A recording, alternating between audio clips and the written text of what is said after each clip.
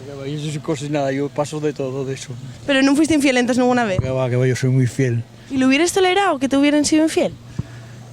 No sé, en algunos momentos no, ahora quizás sí, pero antes, cuando eres más joven, y tuyo otra cosa. O Pero sea, ahora amor libre. sí, ahora ya no me da más. Bueno, pues yo estoy encantadísima del amor libre y que cada uno, pero con protección, ¿eh? Pero que se quieran mucho. Ya, sí, muy guapo.